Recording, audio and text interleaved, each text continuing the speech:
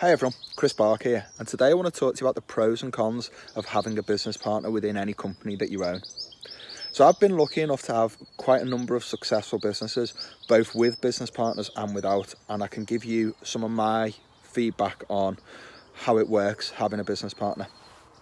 So if I talk about different businesses I've had, I've got my retail store, I've got a marketing agency, I've got a software business. I've had business partners on a number of them, and they've been to differing degrees of success. So I won't give specifics, but I thought I'd give you some of my feedback from it. So when you're initially starting out, it's really positive to have a business partner because you can each bring different skills to the business that the other person can't do, essentially. You might have organizational skills, you might have marketing skills, you might have sales skills, you might be technical, you might have knowledge of that particular industry. Well, all those things are great if you put multiple people together, particularly before you get any staff on board. So I can think of a couple of my businesses that wouldn't have been able to do what we did without having multiple people within it. As the business grows, you start bringing in expertise into different departments to try and fill some of the skill gap that we have. No matter how good we are, we've all got certain skills, and as business gets busier, it's hard to do loads of different jobs. Our job as a CEO, when you first start particularly, is to be the person who wears 20 different hats. You might do accounting, you might do sales, you might do marketing, you might do distribution, logistics, technology. You're going to do all these different things, and having two people, you can kind of rely on each other, as long as there's trust there. And obviously if you've got more business partners, then you can rely on each other, essentially. The trust is that each of you will do work. What I found is that as you progress through a business, it can put strain on your relationship of the people who are partners within the business. You have different ideas, you have different plans for how the business should move forward. So probably one of my big things that I think you need to think about when you go into partnership with someone is who's ultimately in control, who is the person who's making the decisions on certain things.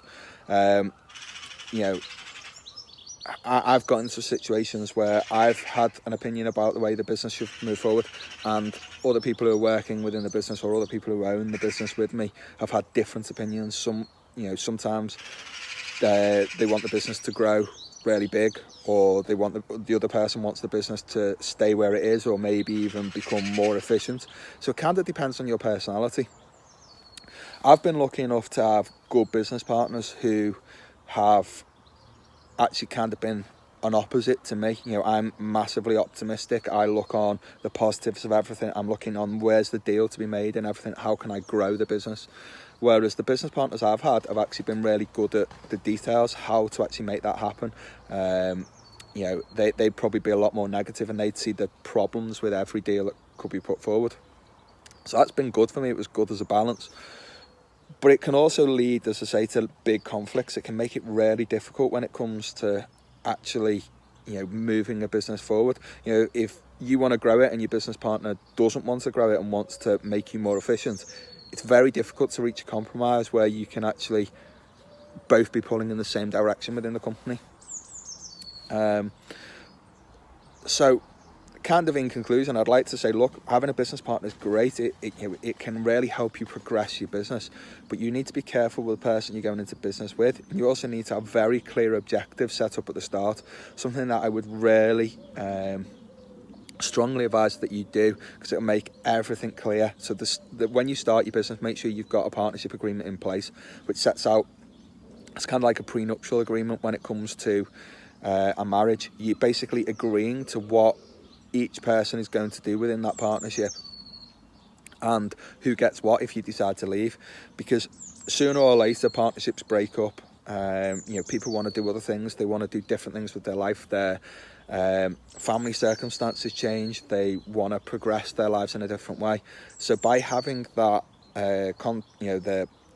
the agreement in place before you start, it means that it's very easy to actually come to a conclusion, and you can easily come to an agreement whereby you can allow either yourself or your business partner to exit the business. So make sure, a couple of things for you to think about, make sure that you've got an agreement in place, make sure that, and that's a legal agreement, spend the couple £100 to a couple of £1,000 it costs to get it set up at the start. Make sure that the person you're going into partnership with, you can work with, you can have a good relationship with, and you can keep working with them over a period of time. Make sure that each of your goals are clearly defined. Make sure that if you've got someone who's in charge of the business, they should have the title of being in charge, and the other person kind of comes along as someone who's helping them towards that goal. In an ideal world, I wouldn't have it as an exact 50-50 split. There always needs to be someone who's in some sort of degree of control. Even if it is a 50-50 split, you need to have it within your contract that allows you to have one person who can make an overriding decision within the company. And if you do all that, partnerships are great. They're a really good way to help you grow a business. It allows you to get successful by pulling together your resources and your expertise to actually allow your skills to allow a business to grow. I would strongly advise partnerships are good, but just make sure that you've got a real decent contract in place or a real decent agreement in place between the two of you.